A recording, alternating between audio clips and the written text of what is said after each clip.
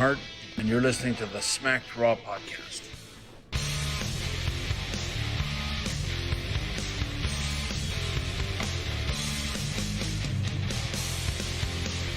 Watch.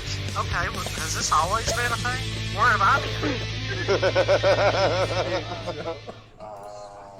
Hey everybody, thank you for joining us on the debut partnership between the Smacked Raw podcast and the Standing Streamer. Let us properly introduce ourselves to everybody that's in the chat. My name is Kyle Tyson. You can find me on Twitter at The Kai Tai Show. I am one of the many co-hosts of the Smacked Raw podcast, and He is the Vince McMahon of the podcast. I try. Oh, thank you, Jay. Super excited to be here, you guys. Let me properly introduce to you guys my lovely co-host here. He is one half of the PWX Tag Team Champions. That's right. It's Mr. J Thunder. Go follow him at JThunder2009. Hey, Jay, what's up, buddy? Everywhere. You can follow me on JThunder2009. The J and the T is capitalized for Twitter. JThunder2009. Everything lowercase for Instagram. If you guys want to, I'm also a streamer as well. So you can check me out at the J Thunder. Twitch.tv/BJThunder. Hey, listen, you guys. Putting my stuff out there. We're really Also, excited. I talked to I don't know what you guys refer to him as, K-Dog, Kevin, the Standing Streamer. Me and him chatted. We figured, you know what? Let's grow a brand together. Our show streams on the opposite days that his show streams, so we figured, why not? We'll jump over here since he kind of has an established fan base, and now you guys are going to get content 6 days a week live. Ooh. On the Standing Streamer show, we are going to be streaming our Raw recaps, our AEW recaps, and our SmackDown recaps, and we'll even hop on here on Sundays when WWE does their pay-per-views. If you want to watch NXT recaps, you can hop over to our Twitch channel at Smacked Raw Podcast, or twitch.tv/Smacked Raw Podcast, and catch the NXT recaps live as well. But man, like I said, super stoked to be here. Thank you guys for having us. I'm definitely super stoked. Yeah, it's good. Man. Kyle, it's actually good to be on the show with you, man. Like, second show. Yes, I had a lot of In a fun row. with you, man. Had a lot of fun. No, really did. Last Monday was a lot of fun. I really liked that I didn't have to go play-by-play Mauro Ranallo, and then you kind of added your seasoning. I like that.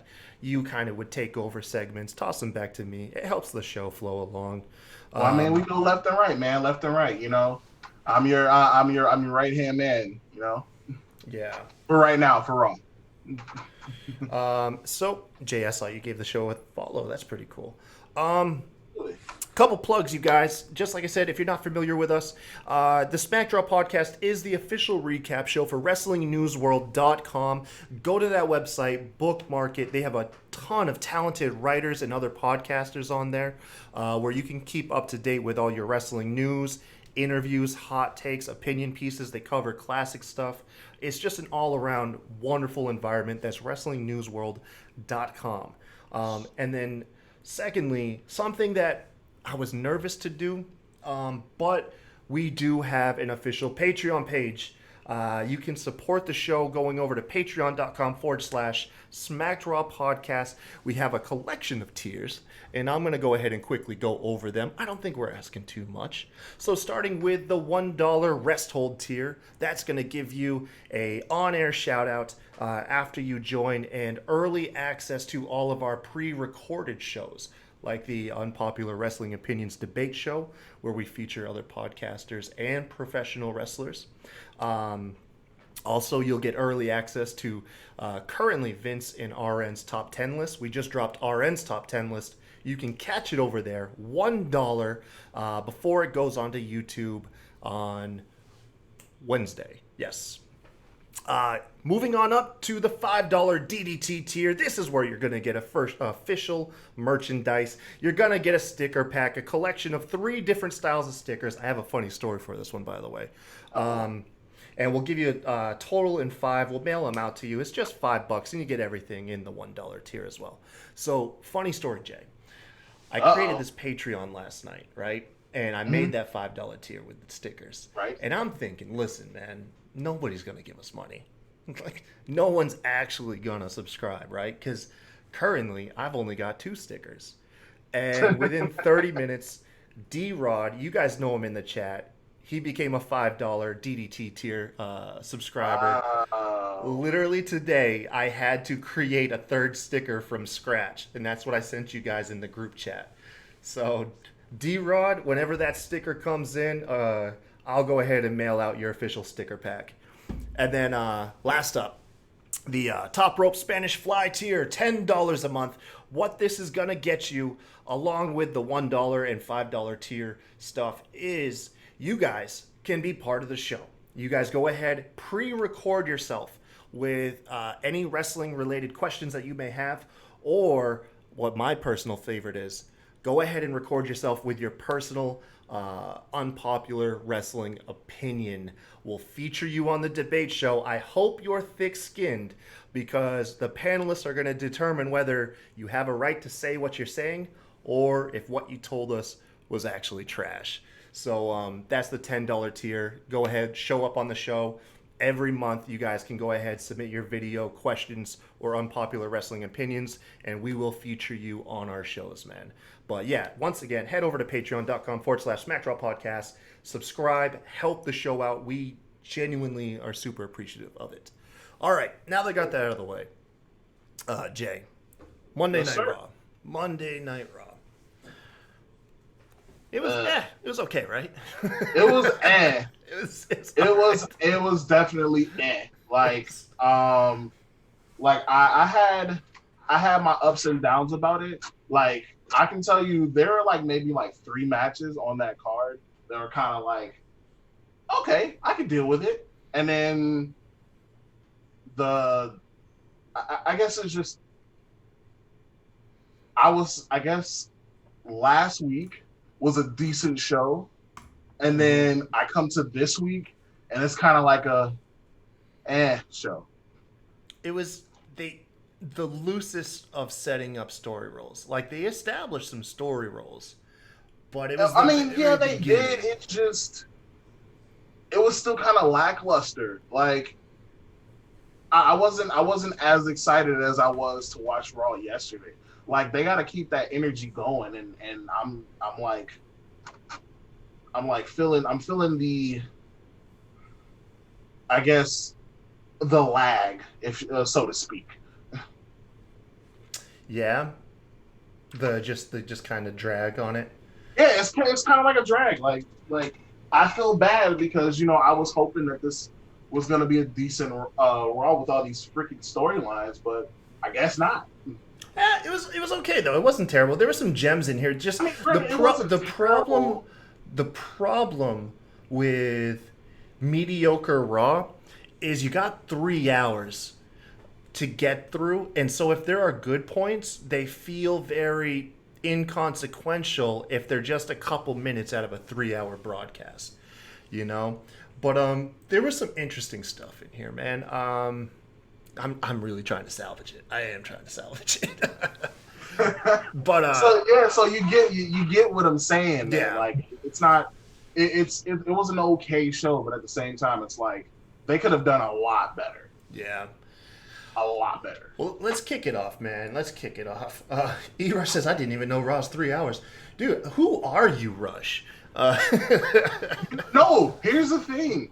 When it comes down to Raw being 3 hours, I thought it was a good thing the first go-round. But as time goes by, like that first year, like it was kind of off. And it was just way too much. When did they go 3 hours? I know it was during a time I wasn't watching. If I'm not mistaken, they went 3 hours like 2 years ago. I don't know. Mark Henry, what the hell's he doing wandering around? Oh God, I love that man. That man's amazing. What are you talking about? Him and Ron Simmons just they're old age, man. They're just getting lost. He is amazing. Asking for directions from various wrestlers. But we started the show off. I can't help it. All right, so we started the show off with Orton and the whole situation with the Rey Mysterio situation going on, and they cut back to the whole situation with him at Extreme Rules. I'm sorry, no, that was my bad. That was last week. Orton came out and proclaimed himself better than The Rock and Austin, and I fucking loved it. He compared his resume. He said, my resume blows those two guys out the water. And it's true. The only thing Austin has over Randy Orton is T-shirt sales. Other than that, here's my thing. Yo, Orton now might have a better, his career now is better than his career was back his career right now rivals like the best on the planet. So, like, if he were to say his career now, yes, his career back then was still kind of iffy because he was still this prodigy that was supposed to be the best in the freaking world. Mm-hmm. But at the same time, it didn't work out because of the fact of his antics and his attitude, and because he's actually an asshole. He's pooing in people's bags. Like, who does that? Who does that? Like, what is this? What is this? A Billy Madison movie? Come on, man. Nah, but yeah, he's out there to proclaim that he's the best. It was really just to set up what he wants, and he wants a title shot at SummerSlam against Drew McIntyre. And I will say this: the couple times that these dudes have mixed it up in the last year has been magic. Like, they have some serious chemistry. Now, I feel like in this situation, Orton might win it. This might be a possibility that Orton might take it off the Drew. I honestly think he's the favorite. I think he's the favorite to win because I think Drew McIntyre is getting stale. Well, no, I think they want Drew McIntyre to have his big moment in front of a crowd of people. Yeah. So you get the belt off him in SummerSlam when you're not going to have fans, and then you allow him to get his revenge back next year when the fans come in, and you give him that moment. Well, here's the thing. We still got a couple. Well, we don't know what's going to happen with this whole epidemic, this pandemic going on right now. Yeah. So we still have Survivor Series, and we still have the Royal Rumble. So we don't know where exactly this could happen. Rush says Orton's already champion in my mind. I kind of feel you, man. I'm with you, dude. Like, I feel like Orton is going to be champion at this point. I love the fact that Drew won it at Mania. It was a great run. He had some. The only thing that I would say was not the. I think not the best championship match was probably. I don't know. Like, he has some decent championship matches. His championship matches have been lame as fuck. So, really? Yeah. Well, no. You have to his challengers, not the matches. His challengers have been lame as hell because it's been like people who didn't earn their way to him. Like, Lashley was the only challenger that was like, okay, he earned a title shot. Everybody else just came out and was like, I want to fight you, and Drew said, okay. Yeah, Dolph Ziggler, Seth Rollins, these guys just came out and was like, give me a title shot, and Drew gifted them it. Like, Lashley was the only one who was like on a winning streak and got it. The matches were fine. Just the storytelling was crap. The storytelling for how his title matches came about have all been pretty lame. Yeah. So either way, Randy Orton, he comes out, he proclaims, he wants his title shot against Drew McIntyre. That whole spill. That was a nice little promo. It was a nice little segment to start off the show. After that, it was kind of weird because Nia Jax's music plays, and all I can think about is what happened a couple of years ago at the Rumble. Him RKOing her. That's all I thought about too. That's literally all I thought. And it wasn't, the thing about it is, since they're both heels, I guess. Mm-hmm. Since they're both heels, I guess. Yeah. Nothing really happened. They just walked past each other. Yeah, it was fucking weird. It was weird. What was even more odd was everything that followed with Nia Jax, because she came out and delivered essentially the same promo. She even like was talking about like, Orton said this, so I'm gonna say this, and she wants a women's title match. Before she can get too much into the promo, out comes the Ace of Spades, Shayna Baszler. I was happy and I was so excited with this concept of Baszler and Nia Jax. And dude, did this fall on its fucking face, man. For one, to be quite honest with you, I liked the whole segment. I liked it because of the fact that like it actually made Nia look strong, but at the same time, it also made Shayna look stronger too, because of the fact they both didn't back down. They literally were going at it. They were going toe to toe. Yeah. So that's the only, now the whole segment in general doesn't make sense. Well, at all. they just brawled. Like that was their confrontation. Was they brawled. We cut to commercial. We come back. I don't recall a resolve. At this time, I was trying to help my wife with something. But so was this your pee break? I didn't actually take a piss. I was in the kitchen. I can still see the TV, but it's not quite as loud in the kitchen. And I was just helping my wife put. Have you ever heard of D-Brand? They do like custom skins for like your phones and stuff. That's what I was helping her with. But I did see the Street Profits came out and they introduced the only other tag teams on Raw, the Viking Raiders, Cedric and Ricochet and Andrade and Garza. And you had from what I picked up, was a pretty decent triple threat #1 contenders match. Yeah. Me and Vince, if you guys don't know, SDS Vince from our wonderful Smack Raw podcast, who's also on NXT with myself, we talked about the whole situation about triple threat matches. Yeah. And it wasn't as bad as I thought it was going to be. I thought it was going to be a clusterfuck, and it actually wasn't. It was decent. Like, it was probably one of the better matches on the card tonight. That's what it struck me as too. I just wasn't sitting like glued to it, but I could hear a lot of teams were like awkward pairing and teams were matching up, and you like to see that in triple threat tag team matches when you get like the odd bedfellows and stuff. Well, here's my thing, Kyle. I was gonna let you, because I don't know if you kind of saw, because I know you were like helping your wife, but I don't know if you noticed, but Ricochet and Andrade, they teamed up, and they were beating up Eric, and I thought it was the weirdest thing in the world, because could that be a somewhat of a small little heel turn for Ricochet and I fucking doubt it.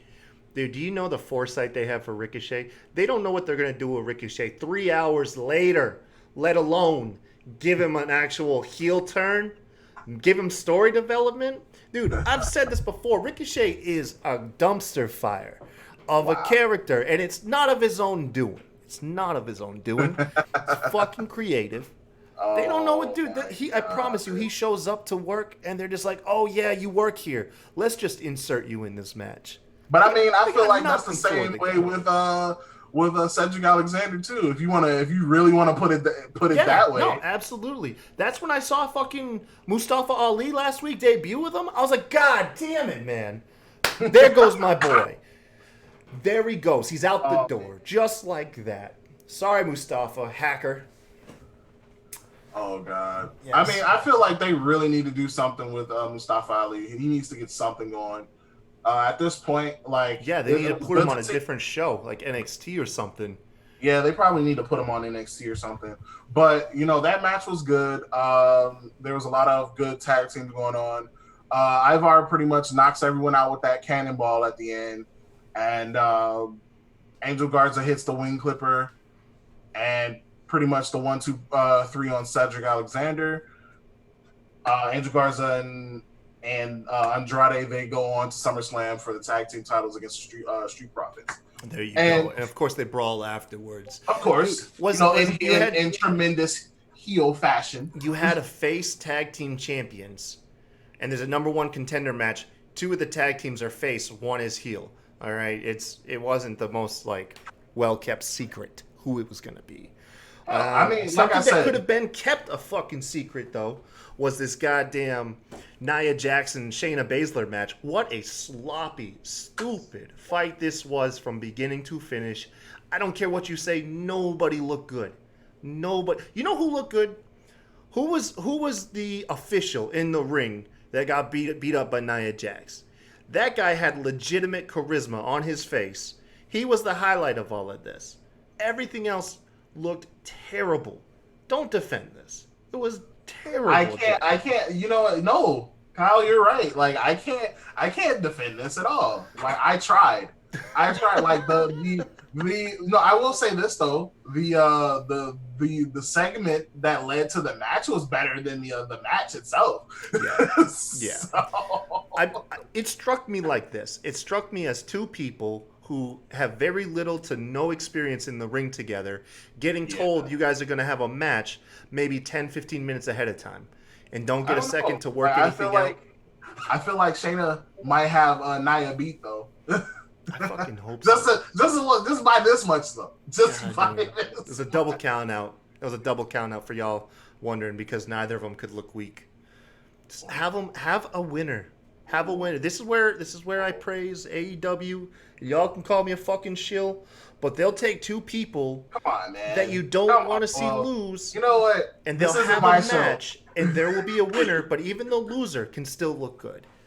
Look, this isn't my show yet, but I'm not gonna argue about that. Oh man, where's my yeet sound effect, man? That's what I need right here. That we need that yeet. Yeah, yeet the shit out of that one out of this. What'd you think of the Murphy and Seth shit with Dom? You know what? I was a little confused about it at the beginning because I feel like at this point Dominic should have gotten because it looked like Dominic wasn't gonna get any shine whatsoever. Mm-hmm. And at this point, at this point, there should not have been like a downhill situation going on. His dad's out. He lost the match. Aleister Black is out. His arm's pretty much messed up.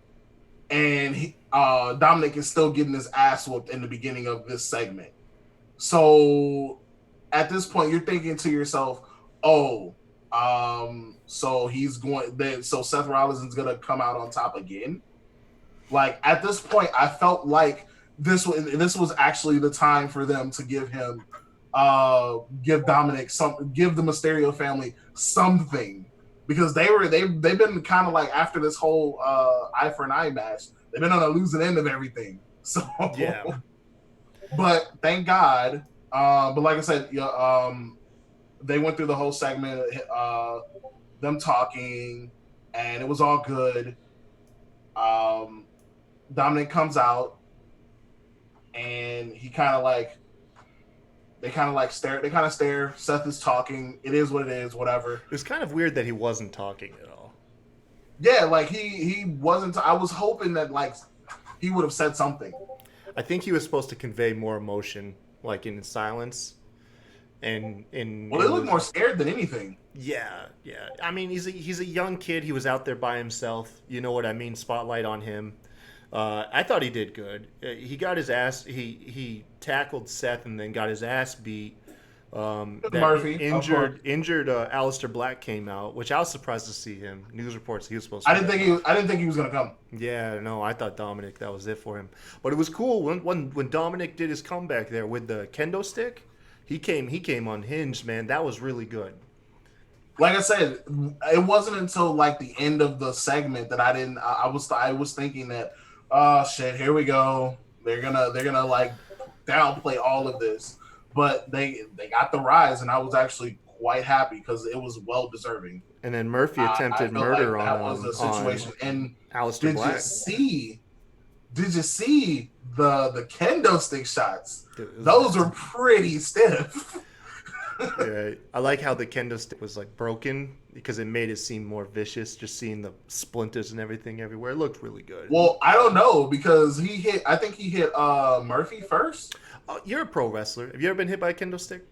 No, but I've been hit by a chair. So I've always wondered what the sting is with the kendo stick. I've always wondered. See, here's my thing with the kendo stick. I feel like they kind of break it a little bit in order for that or like they like loosen it to get that feel for it. Because if I'm not mistaken, a real kendo stick is probably like really, really solid. How often do you see kendo sticks in the indies? You don't. You You don't see them very often. Were they just like a WWE thing? No, I feel like they're not a WWE thing. They're more like now they're more like a WWE thing. But back then it was more so like around ECW and you didn't see them in WCW. Yeah, Sandman. So yeah, you didn't see them in ECW. Well, I'm sorry, you didn't see them in WCW. You didn't see them all the time in what is that? In wow, WWF. I'm surprised. 25 minutes it took you to bring my wife up. Thank you, guys. Yeah, 25 minutes before you bring my wife up into the chat. Oh, God. Fucking star players in there. All right, sorry, man. Go ahead. Go ahead. No, so yeah, and for the kendo stick wise, it was usually a WWF thing and an ECW thing. Because if I'm not mistaken, it was a thing with hardcore wrestlers and Steve Blackman. I know he used it. He did. I've seen him use it. So he's pretty dope though. Oh yeah, Blackman definitely. I wasn't sure because it just dawned on me. I was like, yeah, you really don't see kendo sticks too much outside of WWE. No. Modern day, Yeah. Oh, besides Sheeta in AEW, Sheeta, that's her main thing. Yeah. Yeah. But Dominic gets that nice little beautiful segue. He knocking everybody out with the kendo stick. Seth Rollins and Murphy running with their tails behind their eyes. Well, like I said, you forgot the part where Murphy was ordered to murder Aleister Black for the greater good. The greater good. The greater good. About the greater good. The greater good. Yeah, no, it was really good. Yeah, Seth Rollins is like, Murphy, you know what to do. You know what you have to do. And then and Murphy obviously looks like he wants no part of this. And you hear Seth saying, you got to do it for the greater good, Murphy. And Murphy does end up taking Aleister Black's eye, jamming it into that stair. And of course, that's when Dominic came out with the kendo stick. But the damage is done. The damage is done. You know what? That spot where Seth Rollins is telling Murphy, you know what to do. It reminds me of the part in Starship Troopers where the dude is dying. He's like, Rico, you know what to do. Yeah, I haven't thought of that movie in forever, man. Oh my God, that every time he kept saying that, it kept reminding me of that. I was like, Rico, you know what to do. I wonder what this is doing for Murphy now, though. I wonder if dude, that's lighting a fire under his ass right now. Yeah, man, it's crazy, man. That does intrigue me. That does intrigue me. We'll get into it. We'll get into that match later, but it lit a fire under his ass after that situation. So. Afterwards, we get a clip backstage. I usually don't include these, but this one made me laugh and chuckle. R-Truth confronts Mustafa Ali backstage, and he tells Ali, he's like, hey, look, I know you're going out in the VIP lounge. You're not making a run for that 24/7 title, are you? And Ali was like, what? No, man, of course not. And then Truth signs off. He's like, all right, okay, have a good one, Mufasa. I just genuinely tickled. How does Truth stay so consistently hilarious, man? Like, that's a dude I'll pay a cameo for. Like, get Truth to do our intro or something, man. Like, I think for the most part, that man, number one, he can never grow old, number one. I'm telling you, man. And number two, like, he just has it naturally. Like, he has that natural charisma. Yeah. He's from all three brands, from WWF, WWE to TNA to everywhere that he's been on the indies.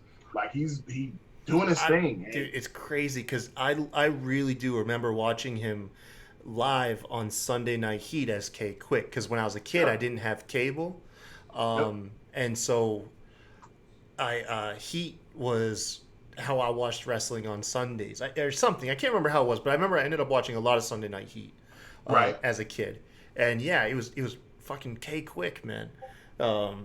And that's crazy. Let's get rowdy. Yeah, bro, get rowdy. With Road Dogg. Jesus. Man. All right, so let's move on to the VIP lounge. This was kind of like a by the numbers VIP lounge. Nothing crazy here. MVP's ranks are growing. They invite Ali or Mustafa Ali to join them. Now, by the way, guys, he is now Mustafa Ali again. Yeah. Just so you guys know. If I call him Ali, it's just because I'm lazy. No, but I mean, like, before he left, he was Ali. Yeah. Now he's back to they gave Mustafa him his name Ali. back. Yeah, they gave him his name back. Like what? Jesus. So do you thank someone for they that? Have this be nice like, hey, look, we're gonna call you by your name again. Be like, thanks, I guess. I appreciate it. It's kind of like that look he gave Truth when he was talking about okay, Mufasa. Yeah. It's fucked up, man. It's fucked up. So we get into this whole segment where they're talking about how MVP's trying to learn, give Mustafa Ali something to learn, and he doesn't want him to fall into the same path that the current United States champion Apollo Crews is going down. And by the way, guys, COVID? just so you know, he doesn't want him to be sick with COVID. Yeah, he doesn't want to be sick with COVID. Just so you guys know, Apollo Crews is out of action because he has COVID. Those are the rumors. So, and I think the 30 people, man.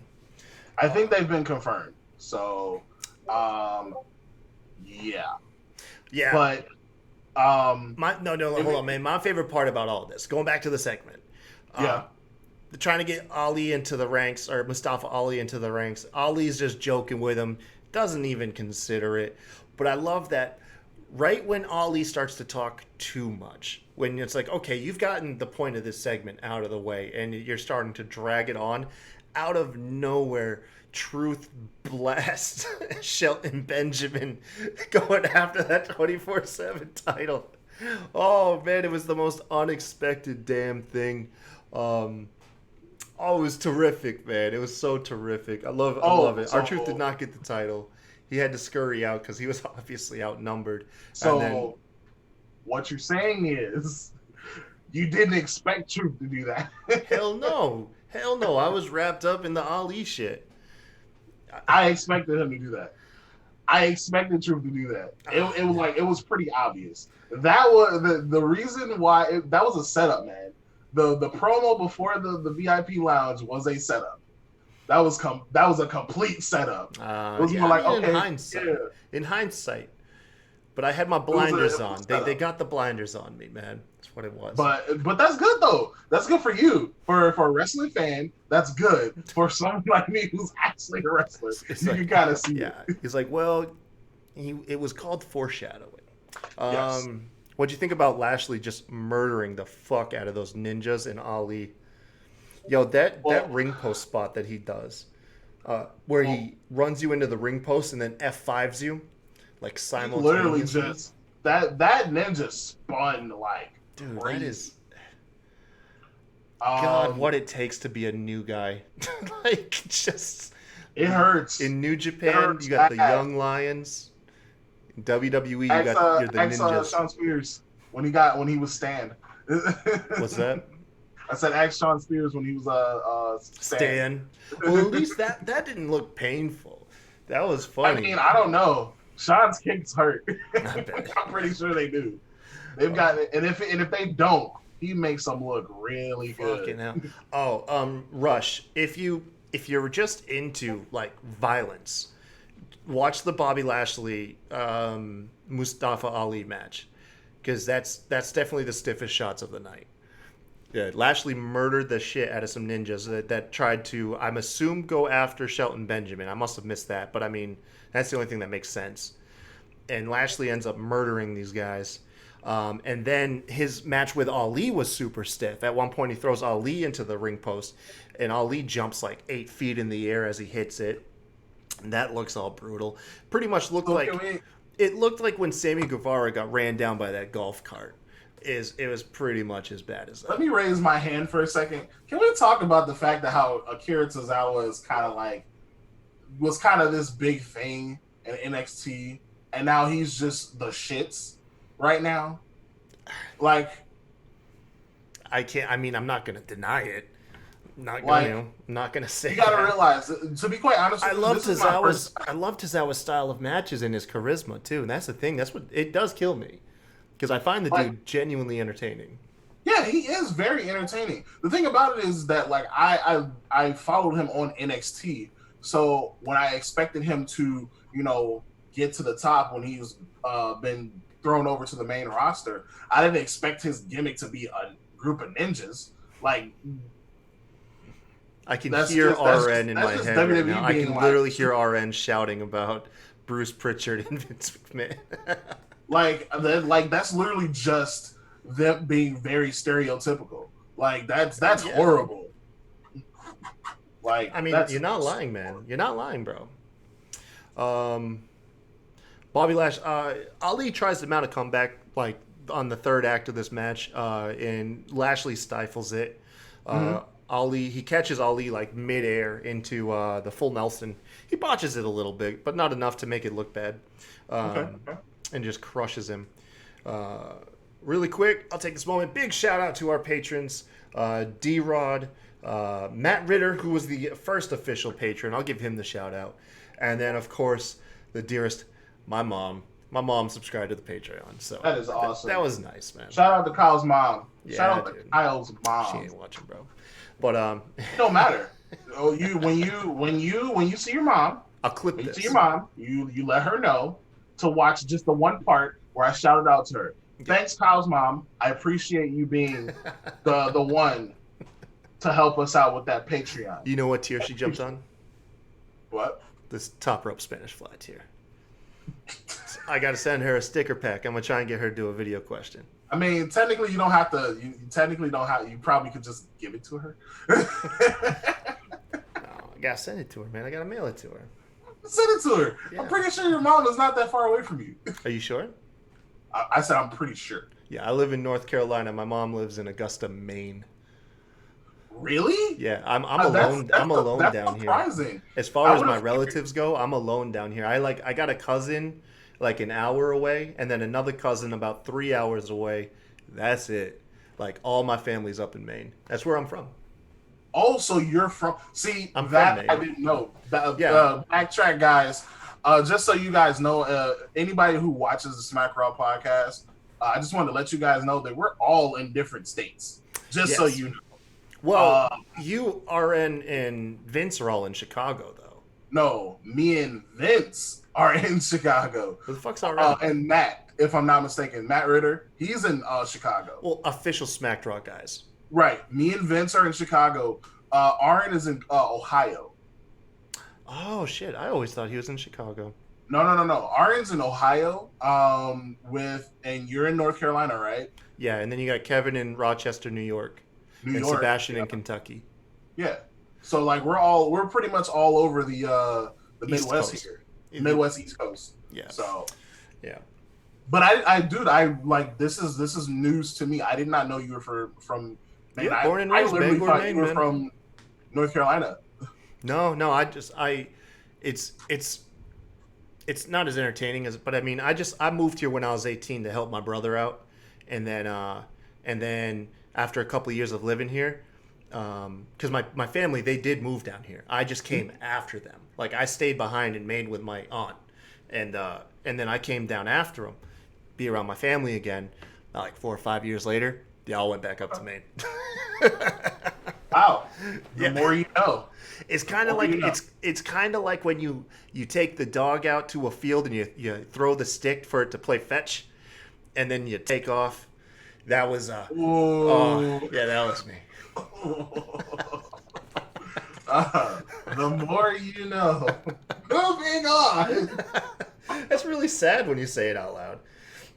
I didn't want it to be sad, but it was just like you kind of made it sad. I was like, oh, Kyle. No. My wife and I were together with kids and shit.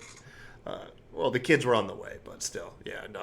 But that's good though. That's good. It's really bad though. Like one of my my favorite hip hop artists is from North Carolina. So. Who's that? J. Cole. J. Cole. If you've ever heard of J. Cole, he's from Fayetteville, North Carolina. I'm like an hour from Fayetteville. Not even. I'm like 45 minutes. Really? Yeah, Fayetteville sucks. By the way, it's trash. How do you deal with that? What do you mean? Like, did you say that cable sucks? What? No, I said Fayetteville sucks. Oh no, yeah, I know that. I was gonna say, I was like, does cable really suck out there? No, just Fayetteville sucks. Yeah, Fayetteville, it's god awful. Oh, I remember one time I think it was like one of the first dates I was taking my wife on, and I was driving through Fayetteville, and granted, mind you, most of the places around me is just nice little small town living, nothing crazy, right? Yeah, I take my wife to the movie theater in Fayetteville, right?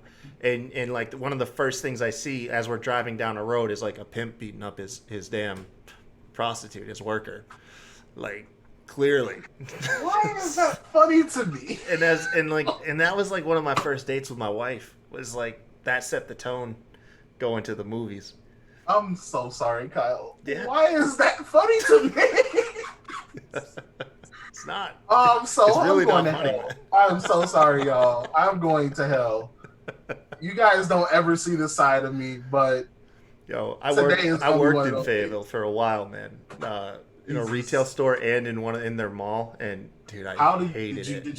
Have you been robbed at gunpoint? No. I've never been robbed or a victim of crime. Like the worst thing that's ever happened to me personally is someone has robbed my house while I wasn't in it.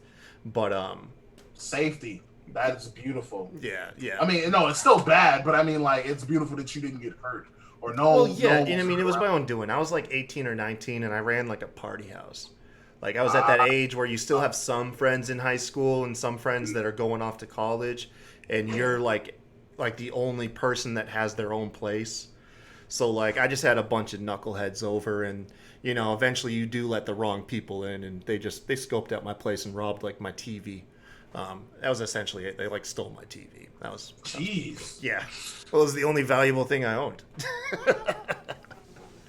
And now look at you, man. You're doing well for yourself. Hey, now, hey, look, I'm okay. I'm like above ground pool okay.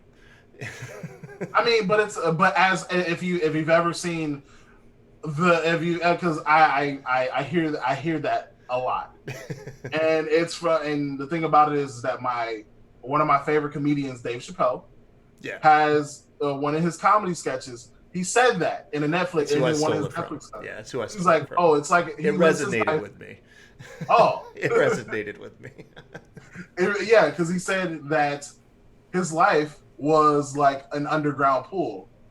It's nice, but it's an above ground pool. Yeah, you know what I'm saying? Let's get back to Raw. I think we've filled enough time, padded this show enough. Hey man, like I'm having fun. I don't know about you. Oh, I'm having fun too.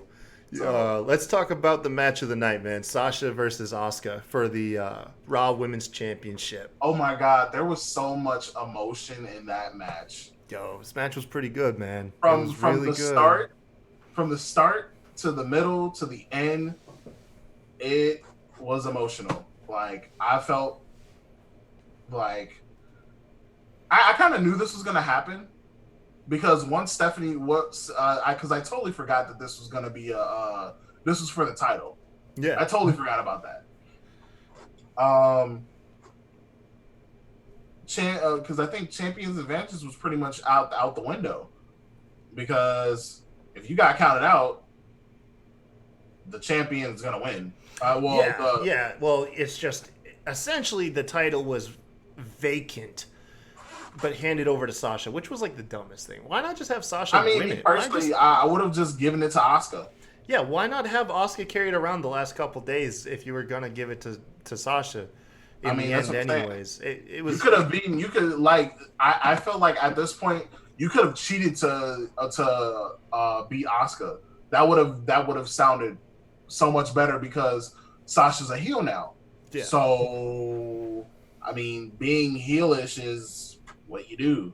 You're gonna be heelish and you're gonna do these heelish things. So I would have figured it would have been a heel ending, but it wasn't. Bailey was the one who No. Go, Bailey. So the match was frenetic. Good. I like to do this on every show.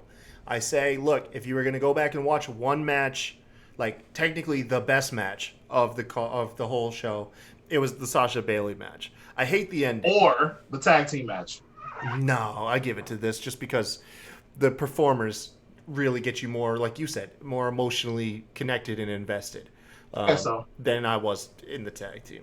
I was still emotionally involved in the tag team match because, to be quite honest with you, I love the dynamic between the Street Profits and Andrade and Angel Garza. They're good. They're good together, and I want to see more of that. Hell yeah! So, but as you were saying, Kyle, sorry I interrupted. No, you're good. So the match had a ton of near falls. You had Sasha failing to do the Eddie Guerrero spot where she tried to throw the belt to Asuka and then faint like she got taken out, but the ref totally caught her doing it, which I thought was a botch at first. I thought that was bad timing, but it was intentional. It was hilarious too. But yeah, as you were saying, as it came down to the end of the match, Asuka looked like she was turning things around and really going to take it home. And then on the Titantron, you got Bailey absolutely destroying Kairi Sane, working her head over. It was like out of an action movie too, because as like Kairi Sane's like dying words, she was like screaming out for Asuka essentially, and Asuka was conflicted whether to continue the match or go save her friend. And ultimately, she chose to try and go save her friend, although you were way too late. And this allows Sasha Banks to win via countout. And, now, and before you end it fully, because we still got to talk about the segment after that. Because they were in the trainer's room trying to check on Asuka. But before that, can we talk about that kick that she did on Sasha? Dude, that was like Mirko Krokop fucking kick, bro.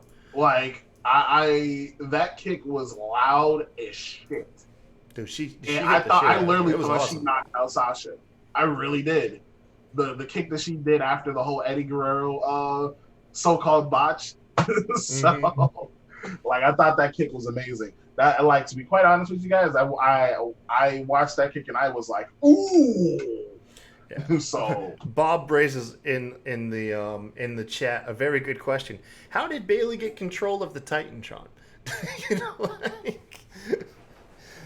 That is a very good question. I guess Bailey has some. Hey, stream this. Like, call the production crew.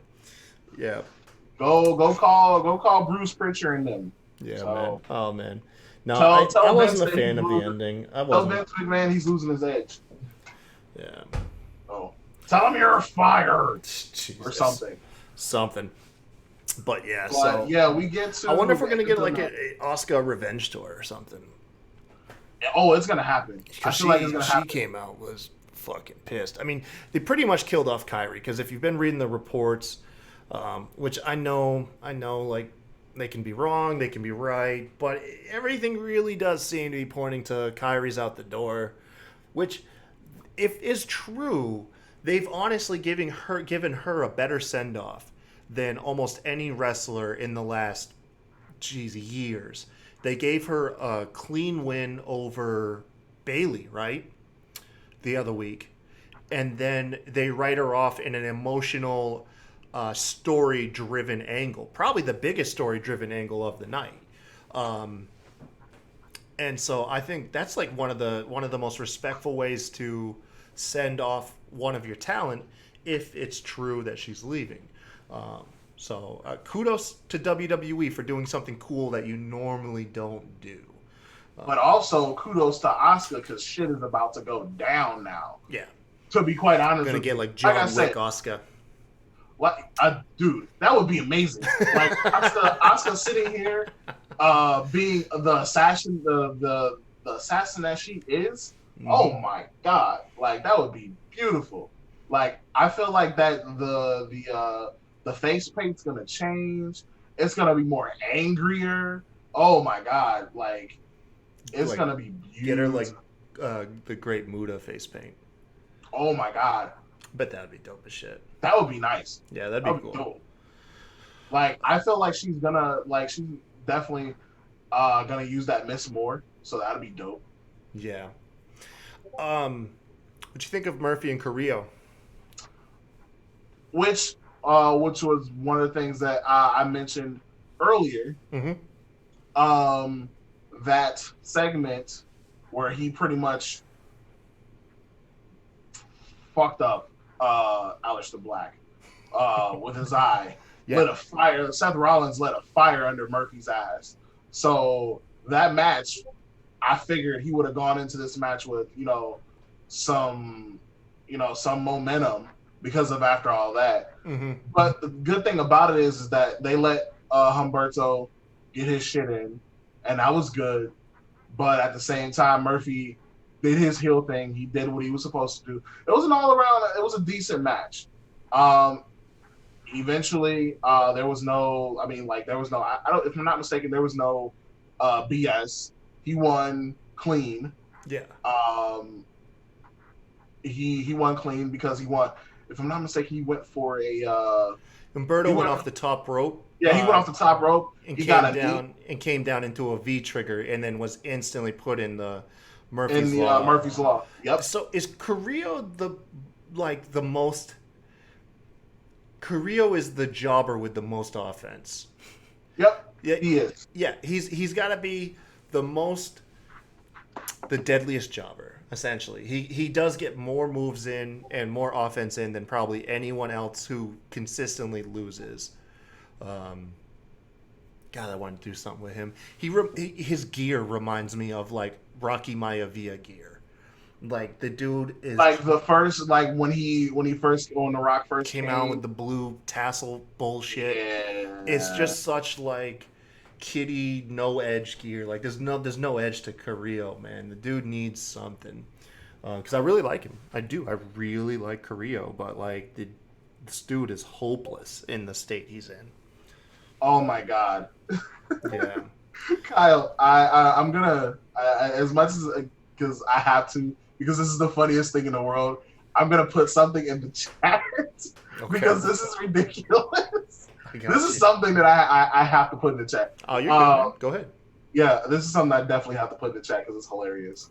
But we get to that match. That match was still solid. It wasn't bad at all.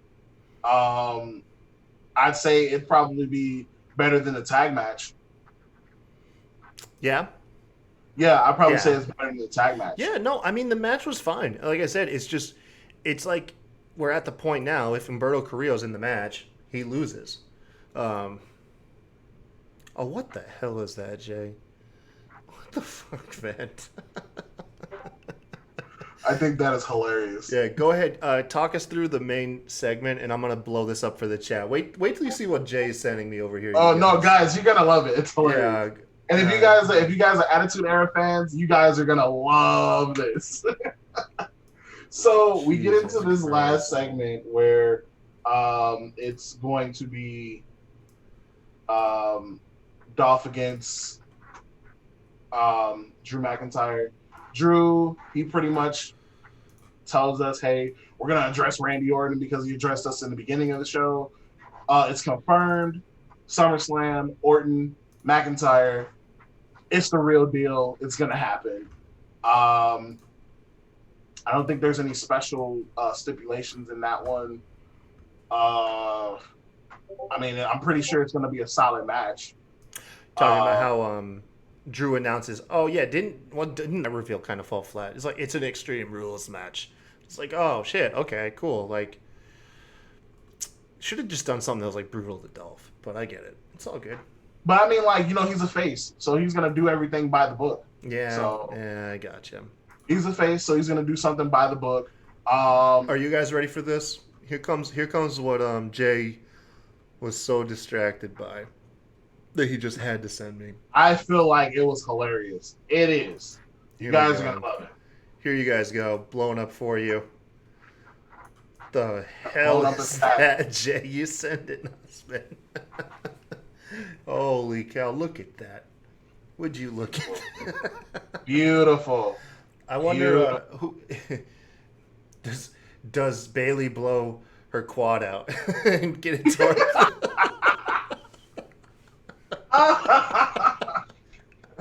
Bailey blows her quads out and Sasha breaks her neck. Oh my god. Oh, this is so fitting because Sasha's the one with the neck problems anyway. Yeah, man. Oh, that's terrible. Let me take that shit Oh my off god, there. that's beautiful. God damn it, Jay. They are the current version of the two women power trip. Jesus Christ, yeah. It's beautiful. It was a solid match with Drew and Dolph. I kind of like the second the ending. I like the fact that that table just exploded. Yeah, the table exploded. So it was beautiful. There was some cool spots in here. You had Dolph shattering through the plexiglass. Mm-hmm. Drew charged across the whole floor. Oh, he driving through the shatter through the plexiglass. Huh? The way that they had it was weird because I couldn't see. Because when he did the catapult, it was kind of like right in front, so you couldn't really see it. Mm-hmm. The replay showed it good though. I didn't see the replay. That's why. Yeah, the replay showed him go through it pretty well. Just broke. The Drew charging him through the Timeskeeper area. That was gnarly.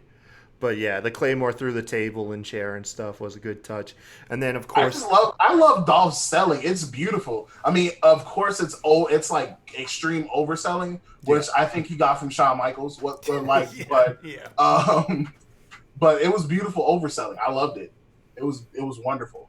At the end of the match, Drew wins. He celebrates, and out comes Mr. Out of Nowhere with an RKO. Who didn't see that coming? Who didn't see that? They need to do this. They need to do this. They need to show the trademark, right? What do you call it? The trademark at the end of the show, which is like it's signing off the show. Have the show fade to black like it's ending, just for the screen to come back on with the RKO. That's how you. That's what you got to do to shock people now, because you see this shit coming. You saw it coming a mile away. Of course, I saw it coming. I knew. You knew it was gonna happen before, after the opening segment of the show was done. Yeah, you knew that was gonna happen. Yeah. The thing about it is that I thought that it was gonna happen during the match. But it happened after the match. So, I was thinking, because I think, if I remember correctly, it was changed to a non-title match. And that's what led me to believe that, okay, Randy Orton will interfere and give Dolph a cheap win, whatever. Okay. But, the chat, Bob says, Dolph sells like HBK against Hogan.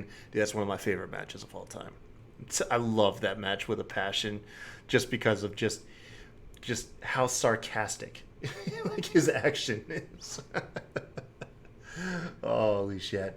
Him selling clotheslines, him selling leg him selling leg drops, him selling getting thrown into the corner. It's just, I remember him getting tossed out the ring. He lands on his feet and then does another turning half flip. I know, it was hilarious. We need to go back and watch that match again. That's what I need to do. Oh my god, you guys check that shit out. But that was Raw, man. That was Raw. It was like I said, it was good. I definitely think it was good. What'd you guys think in the chat, man? You think we can stick around, assuming Jay isn't super late again? stick around on the Standing Streamer show. Did we do them okay? You think we did them proud? Other than the fact that we're sitting? I think we did okay. Wow. I liked how you decided to put my lateness out there. That's beautiful. I love it. Throw shade. Oh, yeah, because I didn't actually say that during the recording part. No. Just kind of outed. You said it before the intro. So it's like, oh yeah. Not to mention Jay was late. So the chat blowout says, "Hell yeah, brother! This was better than the Standing Streamer." Fuck yes. Right. Hey man, I'll take it. Hey man, I'm trying my best here. First of all, yeah. Kyle. Spoiler alert: Jay might be taking over Raw or SmackDown in the future and give me a day off. To be guys, and I want you guys to give me your honest opinion. Because I love the critique. If it was bad, let me know. In the chat, down there somewhere. Yeah. No, you're right. You got Let me know how I did. Like, to be quite honest with you, I had fun.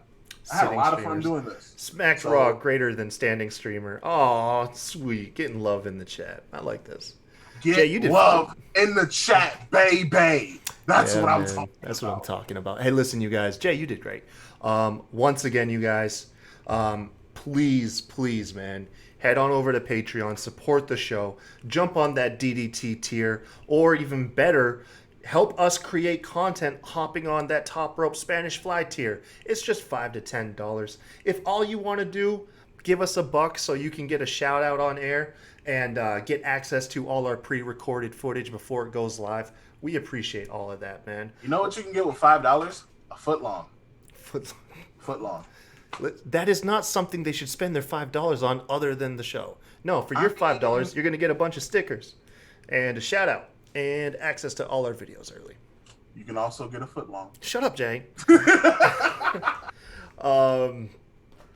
But yeah, head on over to patreon.com/Smacked Raw Podcast.